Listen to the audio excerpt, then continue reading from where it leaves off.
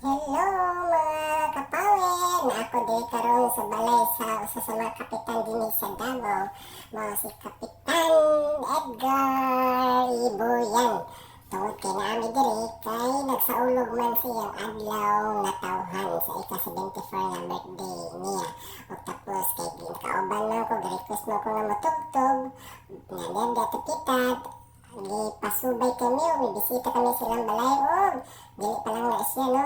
Gitan-aw gid na mo ang sulod o sa kawas sa ilang pahimalay. Kung nindot kayo nilang mga makita nagsusulod sa pahimalay na si altar o diya sa kili ang magsikitan-aw kung unsa ti ang mga view diha. O kay diha daw ang pagahingon nga activity ni Kapitan siyang birthday unya.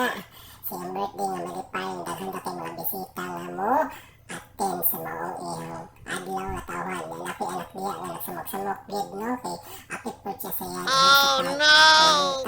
So kung inyo makita, simple ra kaya ang iyang pahimalay niya. Di pagawas naman sa terrace, sus na napalipin na kanindot na ay no diha sa iya hakuan.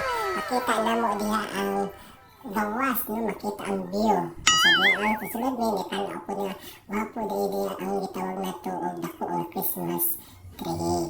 Ya, sa dihang naman ang tanahan na mo, wala ako bata po kay nahilig sa usa ka papit na nindot kayo hilumon ka ay hinaganahan sa madadula. Unya, amigo na po dahil niya na ang maong iyahang gigunitan nga iro kahit ikan kakapitan mo yan. Sinagpasalamat gid mi sa tanan sa hikayon sa iyang pagsaulog sa iyang adlaw na tawhan. Mao si kapitan kauban itong mga teacher gikan sa Jose Basida Elementary School. Daghang maunta niya mga pagabuhaton diya sa pahimalay apan si Kapitan kumadiretso man diya sa sidmahan kay mohapit siya kay magpasalamat magampo sa iyang birthday. Mara to may